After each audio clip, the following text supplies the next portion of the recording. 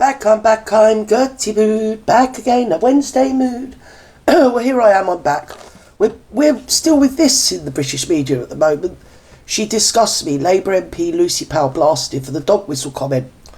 Still rumbling on. I'm surprised, really, but, people in prison for less than what she said. But anyway, we won't talk about that, just sort of go over it. Pretend we haven't noticed. Let's jump in and see what Mr. Kevin O'Sullivan has got to say about all this. The increasing number of hotels, particularly asylum seeker hotels, particularly in rural areas. I believe these hotels, the plethora of them, is beginning to change the nature of the British countryside. It's already changed the nature of many of our towns. The countryside is being dragged into this cultural shift too. We'll talk about that in just a second, but I wanted to get your take on this. You will have noted this, but we're going to play it right now. This is our friend Tim Montgomery, sort of not quite clashing, but discussing with Lucy Powell. She is the leader of the House, cabinet member, Labour cabinet member. See, that is the problem with this. That yes, she's a minister, yes, she's a sitting member of Parliament, but she's also leader of the House of Commons. Member. Kind of awkward. The Channel 4 documentary about the rape gang scandal. Well, let's just remind ourselves of what happened on BBC's radio show. So well adjusted. Any questions last Friday? They're so well adjusted, all our leaders, aren't they? All these people in sort of high positions. Yes, you can always look to them for, as sort of mentors. Yes, as people to look up to and admire. Right, let's go, come on. I don't know if you saw the documentary on Channel 4 about any questions? rape gangs. No, we want to blow that little trumpet now, do we? Yeah, okay. There is a real issue. Let's get that dog whistle out, shall we? Okay, Lucy. Yeah. The councils, there were so many people who were so afraid for good. Can I just finish the point, just for 1 minute? Finish that point, Tim, and then I'll bring in Helen. Come on. Look, there were so many people in local government, in the authorities, who, for good reasons, were worried about upsetting community tension, that those girls went undefended. Nailed it. Now, there were good reasons, but no one has still been brought to justice. Hang on, when you just slipped that in, hoping no one would notice it, you said there was good reasons. There's no good reasons for ignoring the law. It can't be laws for thee and not for me. The law is the law. There you go. It's just very simple. Yeah, you have to keep it quite plain and easy, don't you, for these types? So you tell me, Lucy, that this isn't a culture in local government. It's just not true. Alex, so Sarah Pochin, the triumphant new MP for Runcorn, who won by 6 votes in that close count last week, the by-election. So that was a parliamentary election that happened on the same day as the local elections. Right. Her first statement, because she's in the heart of that area, was to say that she will work tirelessly for the victims of the grooming gang, the rape gang scandal. Awkward. Now, I suspect that Sarah has a human response to the worst sexual scandal ever to hit this country. Isn't she in the reform, though, and that they sort of don't want an inquiry? Has she had a word with her dear leader? Because reform, not so much. You're better off being with that, what's his name, Rupert Lowe. I don't know what his party's called. Can't remember. Something or other. Anyway, it's a conundrum, isn't it? 250,000, as many as 250,000 vulnerable white girls, young white girls, many of them underage, treated like animals, raped, tortured by male Pakistani Muslim gangs. Gangs of predominantly Pakistani origin men. Now, Sarah said, I'm going to work tirelessly to get justice for these people because this scandal is still going on. But Lucy Powell from the Labour Party, she thinks this issue is just a political football, a dog whistle. Oh, we're going to blow that little dog whistle. Oh, ho, ho. Has she got no human decency? Well, it's a way of putting people down, isn't it? Dehumanising, degrading, humiliating them and making it so that any point they might have isn't valid. So she's got free speech to call them out and say they're dog whistles, this, that and the other. But people haven't got a right to actually stand up for lots of children between the ages. I'm here again, aren't I? It's boring. I think the youngest I've heard was 6 and the oldest was sort of 15. Obviously, some of the people that were abused were sort of 16 and slightly over. But obviously I'm only, all of it's wrong. Doesn't take me to say that, does it, darlings? Obviously I'm centering on the underage business, because that's my area. See at all? She disgusts me.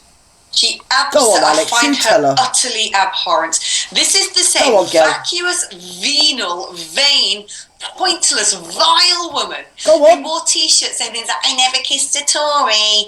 You know, she's the sort of, I really want to swear. I know I can't, but I'm going to telepathically send you the word I'm I know what you're thinking. Received. Yeah, if I'm going to respond to a dog whistle, I can imagine who it might be. Because it is unpleasant. She's subliminally sending me rude words. You could sort of inject any adjective that's sort of de rigueur to say in polite society there, couldn't you? Yeah, so, well, it's going swimmingly well. I mean, there's, who are these people? Not sure what's happening. Not sure. Is it queue for the food bank? I don't know what's happening here. Who's that man in the middle? And it's this sort of bullying, spiteful, censorious, playground, mean girls type attitude, which actually intimidated people in coming forward about some of the worst atrocities ever committed, not just in this country, but in the world. Yeah. When you read the court transcripts... Well, I mean, you know, if you've ever, like, I've sort of, you know what I'm like, if you've ever read about war atrocities over varying wars, civil wars and general wars, world wars, country wars, civil wars, yeah, did I say civil already? Anyway, yeah, any of those sort of atrocities, when you read what these girls were put through, it's kind of akin to them. I can't help but say that. I'm only stating a fact of what I think is my opinion. Because, as I say, I've read, you know, the Yugoslavia war crimes, and the Cambodia war crimes, and Japanese war crimes, Chinese, Russians, oh my God, don't even go there with them. First and Second World War, and we all know what that was like, war crimes, don't we, darlings? If you go over to even places like Argentina, and that place under Pinochet, you know, just unbelievable. Anyway, what we do is don't talk about it, because that's the thing. And if you do, you're sending subliminal messages. I don't know who to, but whatever. Those wee girls went through.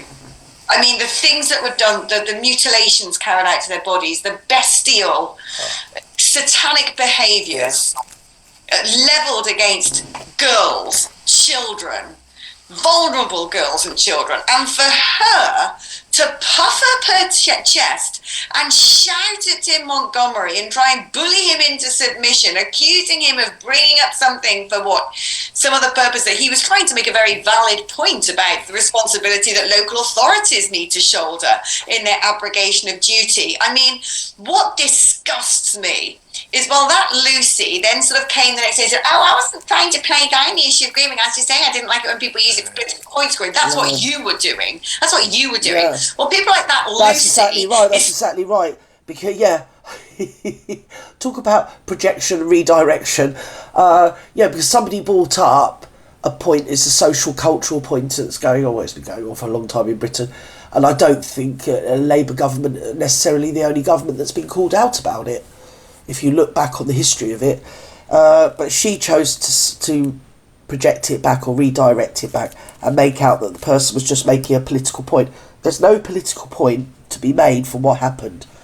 There is a political point to be made from the fact of the inertia of people in professional, political and media classes, or indolence really, of not wanting to tackle it, and anybody that broaches the subject is bashed down with being told that they're this-ism or that-ism, and you've got a dog whistle or something that doesn't make any sense. Anyway. Still in a position of power, receiving 90 odd grand a year from the taxpayer, strutting around the corridors of West... And all her expenses, darling, and the second home where she doesn't pay council tax or a BBC licence, this, that and the bleeding other.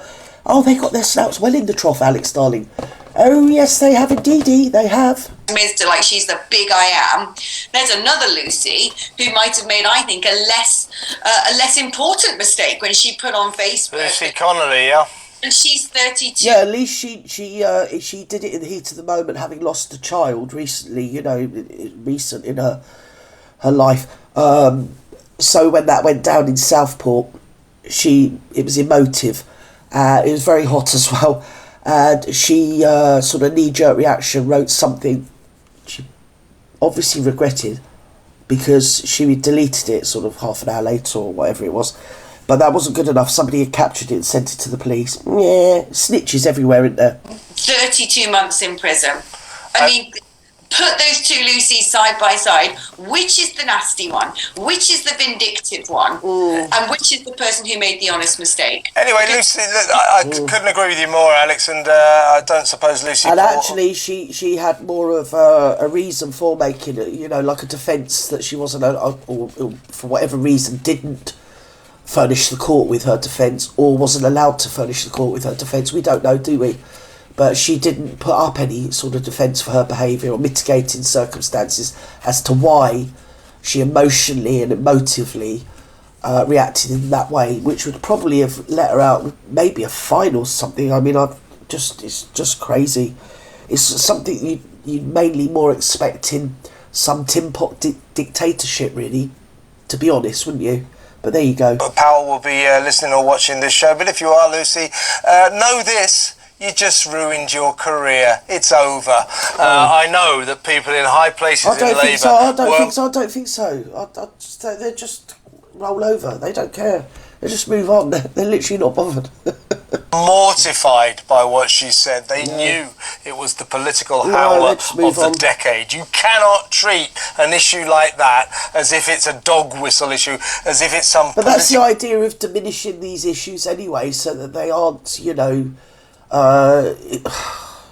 from their point of view, it's relegated to the bottom of things that need to be done in society. Obviously, it's not in everybody else's idea of what's moral, but they also do that with a certain other sect of people. That if you look at the correlation between the laws of diminishing what would you say, the sort of dislike of people that behave as perpetrators towards people that are under 16. That word, that has been diminished as well, hasn't it? So instead, it was really something awful. It's now something that we all should not allow, but understand. I suppose. I don't know. That was coming out of the Marxist think tank. Like, I think I read about it in about 2008, 2009. I read about it, and I didn't believe it. I couldn't believe it. I thought, that's rubbish. That won't happen. But yes, so their rights are sort of tantamount, and the victim's right, obviously not so much. I mean, the proof of the pudding is in the eating, and obviously not so much, because nothing's happening. Football. Oh, you're just trying to hit us over the head with that, aren't you? I mean, for God's sake, show a bit of humanity. I know, it's hard, by the way, we do believe that... it's hard work. It's really hard work. It's really hard work. And if you think, no, I don't want to be a bitch, obviously, you know, but if you think how many millions of pounds has been spent looking for Maddie McCann, and yet I'm not really aware of any money at all being spent on the victims of the grooming gangs. But there you go. So anyway, I think I've probably said too much, probably said enough, and I better go. So with that, I'm going to love you and leave you, for I get myself into more trouble. Never mind, it is what it is anyway. Wherever you are in the world, love you and leave you. Bye-bye.